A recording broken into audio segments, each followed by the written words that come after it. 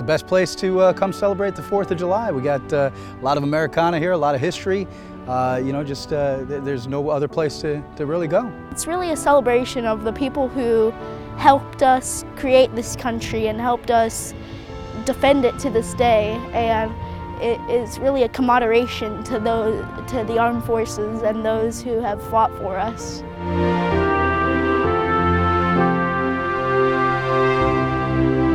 My family was military, so it means a lot to me to celebrate the 4th, to be thankful for my freedom, for the prices that the past veterans have paid, the veterans that have passed on paid. Are y'all ready? Yeah. To hunt eggs?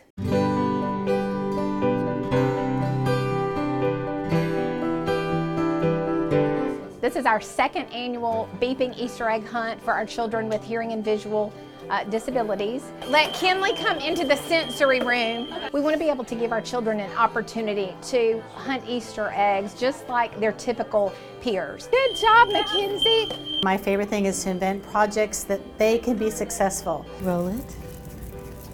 Good job. We're trying to allow them to express the joy of childhood like any other child. Can you do that? Good job.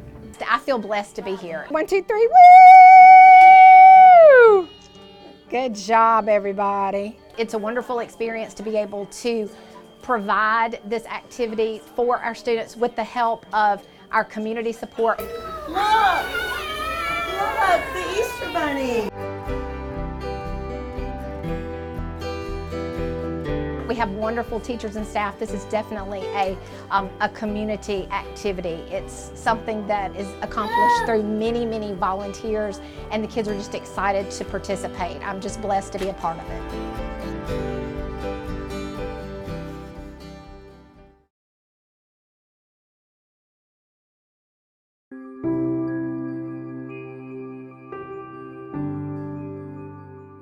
It's a story of strangers. Oh my gosh, it's so nice to meet you. Oh, girl. I can't believe you came all the way here. Of course, of course. From one mom to another. Oh my gosh. She is going to lose it. I'm so excited. Oh, my nose. To bring a lost and beloved stuffed bear, Woof Woof, home.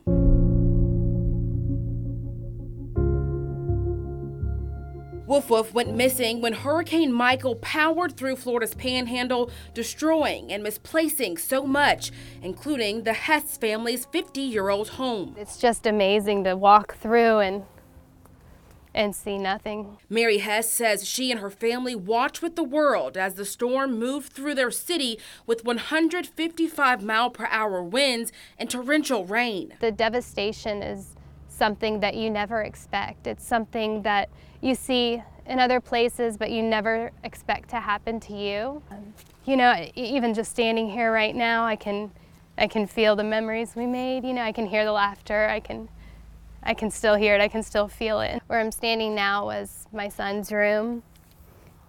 This was the patio that connected my son and my daughter's room. As we walked through here, this was Kendall's bedroom. Mary says her 9-year-old daughter hadn't parted with her Lovey since she was a baby. When their family had to evacuate, Lovey went missing. That's when Mary got the idea to post a picture of Woof Woof on a Mexico Beach Lost and Found Facebook page, hoping the right person would see it. So basically, to appease her, I went ahead and I did it, not thinking that anybody would ever find her Woof Woof. But about a week later, Christy contacted me on Facebook and she asked if she could help in the search and rescue of Woof Woof, and I was all for it, just blown away by a stranger's kindness and just so thankful for her huge heart. Well, my daughter lost her Lovey at Disney World several years ago, and when I saw the post, I just really felt like I needed to at least try to help this little girl, bring a little bit of joy to their life in such a terrible, sad time. Hey, Christian. There you are. After days of planning and stocking up on other toys, Christy Wheelis worked her magic to get a replacement of Woof Woof. Hey, Kendall. I think I have something that you've been looking for. I'm Miss Christy, and I think I have something that you've been looking for. You're so welcome. Welcome. She's been at the beauty parlor, so we made her all pretty again. She was a little dirty, so she's still a little dirty back here, but we got her all cleaned up for you. All right? Thanks. You're welcome, and I've got some clothes for her. We see so much heart here daily in Mexico Beach and Port St. Joe, and for somebody to reach out that is not from these communities, that does not know us, that does not know my daughter, and to want to do such a big thing for us was just amazing to me. I felt so excited and happy because I've been sleeping with her forever. I'm gonna sleep with her every night again. Although this family may never be the same after such a storm, they're thankful for people like Christy for their time and big hearts. But these small moments are such big things to us, and to see her face light up and to see the joy that someone brought her, it just means everything to us. It really does. Reporting from Mexico Beach, I'm Asha Staples with photojournalist Rodney Rocker for Fox 10 News.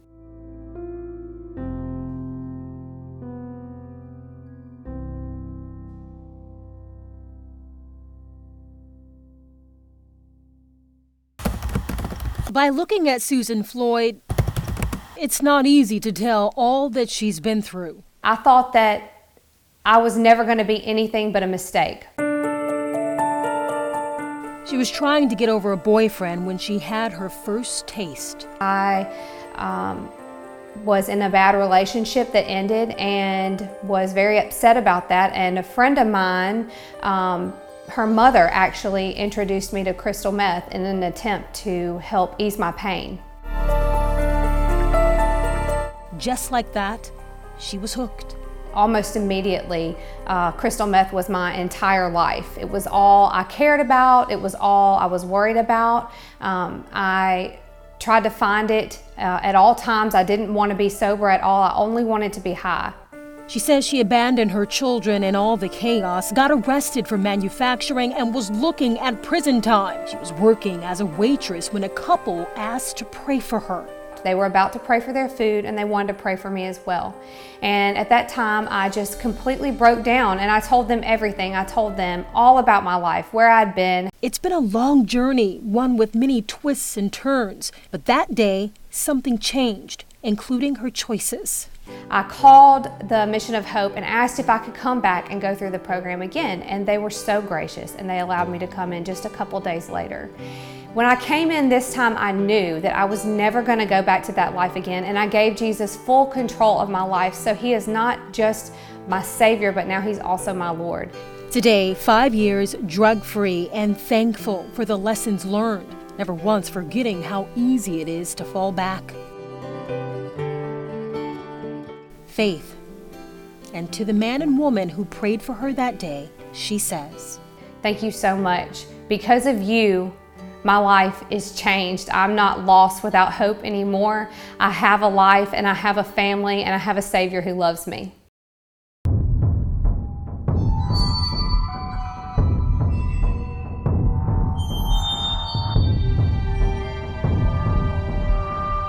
Two days before Hurricane Michael's landfall, Tyndall Air Force Base was in full preparation, running through its hurricane condition checklist.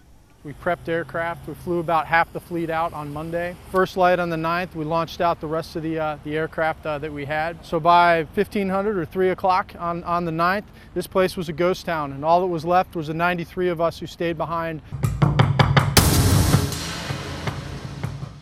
Base Commander Colonel Brian Laidlaw and the rest of the 93 in the ride-out element hunkered down in two of the strongest buildings. We lost our roof in the first half of the storm as the eye was passing overhead. We heard the roof peel off. We started taking on a bit of water. All told, the eye was here for about 20 minutes or so, but it was a good 3 or 4 hours where we were from start to finish.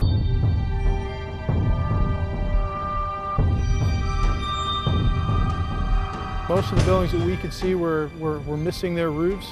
Most of the trees that we could see were down at that point in time, and much like the rest of this area, it was just scattered with debris in every direction. I'll tell you, we weren't really saying a lot. There wasn't really a lot to say. It was a pretty sobering picture to try to digest. We took as direct a hit as you could. It's going to be a strong Cat 4, maybe a Cat 5, and Tyndall is the bullseye. A satellite image shows the 29,000-acre Air Force Base in Hurricane Michael's eye.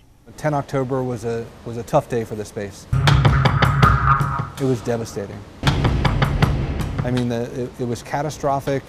Initial assessment said this base is 95%, right? That was the initial number.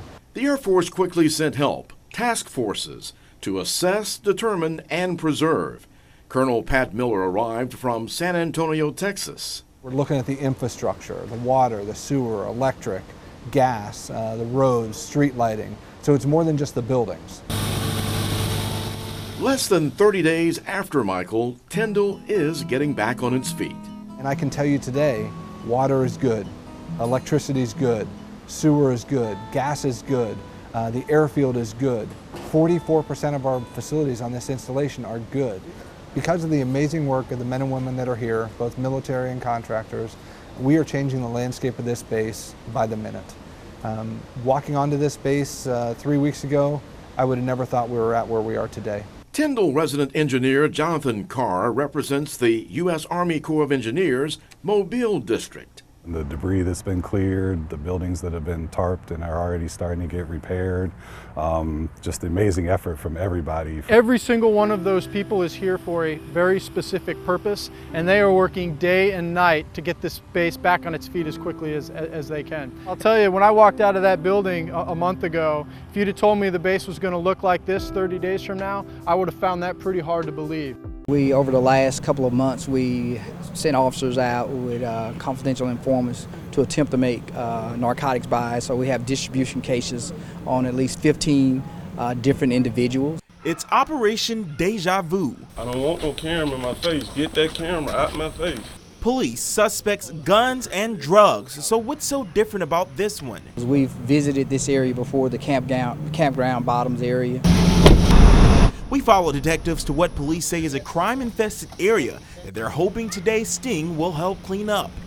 Us coming today didn't have as much to do about us finding drugs as much as it did taking those individuals into custody. Our first stop at a home on Lola Street, where Chief Lawrence Batiste says at least 3 drug transactions with undercover officers took place over the past few months. We're hoping to pick up the targets that we made the distribution cases from. After a thorough search through the home where police say the activity took place, no one was found. But because so much alleged drug activity took place there, police have a temporary restraining order on it. They boarded it up and will see a judge for further action. Meanwhile, down the road, police took another suspect in custody and found these guns at his home. Anything you want to say, man? I messed up, that's all. What was that? I messed up. You messed up how? Said I sold out undercover officers some drugs. Did you actually sell undercover officers some drugs? No, sir. I don't know. I'm not no drug dealer, but I might have, might not. I don't know, sir. Well, you said you messed up, so. Well, yeah, I think, well, evidently they got my picture and stuff, so I must have did, Another warrant executed right around the corner led to 2 more arrests. They know that what they're doing is causing health problems in our community. They're adding to the issue that deals with poverty and getting people addicted to drugs. And one more stop for us, which police say was probably the biggest. Instead of a street-level drug dealer like the others, they believe this guy is a mid-level dealer. Get the camera out of my face. Get the camera out of my face, man. If you sell that 1 ounce on the streets as 1 ounce, it's about $1,200. It was loaded out. It's a 30-round magazine. These are the kind of guns that scare not just the police, but also the ones that terrorize the community. When you fire that weapon, it will reach out for quite a distance. It can cause a lot of damage, and so we're glad to take that off the streets. At the time when everything was going on, and you're worried about the outer bands and worried about safety. We still were battling some of those strong winds, like 70, 80 mile an hour gusts out there. Wednesday morning, October 10th, and the Florida Panhandle is getting hit hard by one of its most powerful storms ever, a Category 4 hurricane named Michael. In the midst of the news coverage, our crew spotted an American flag. We first saw it on the ground, and we couldn't get out because parts of the gas station, they were blowing off. And there were power lines around and everything, and so the conditions just weren't good for us to get out in the storm at that time. So we circled around, came back, and that's when things had improved enough for us to get out. To see the flag like that, it was sad to see. I picked it up off the ground, but it was tangled on a pole with the string, so I couldn't get it off until I found out where it was clipped at. Marine Corps veteran Tom Claxton was watching our coverage. It was just extremely frustrating to see our flag and see that it was on the ground from such an unbelievable event as this hurricane. It's like 400,000 veterans on this Gulf Coast. We all fought for this flag. We respect it. Before Michael, the flag was flying proudly at a Trustmark Bank branch in Panama City Beach. I'm glad we were able to get back to it and retrieve it. In hurricane conditions, it took Rodney almost 15 minutes to retrieve it. He and Adam brought the storm-tattered, soaking wet flag back to Mobile. Fox 10 News had it cleaned. We contacted Trustmark Bank. We told them that we had their flag and would return it. But Tom Claxton called Fox 10 and told us because the flag had been on the ground, it had to be retired. So Claxton summoned the P.L. Wilson Detachment of the Marine Corps League flag detail to do the honors. Claxton also reached out to military veterans in Panama City. The people, when I talked to them in Panama City, they, man, oh yeah, we want to be part of that, you know, because we want this is our town. It's been destroyed. So Rodney and Adam and Mobile veterans will present the flag to Panama City veterans, who will then return it to Trustmark Bank officials for its retirement. We did the right thing, and I'm glad we'll have the chance to return it. The one thing that we can always kind of wrap our hands around and come together on is disasters. And we always, as Americans, come together and help each other out. And this is kind of like a symbol of that, us helping rebuild a little part. It may not be something big, but it's kind of helping restore everyone's hope and belief that this place will come back bigger and better.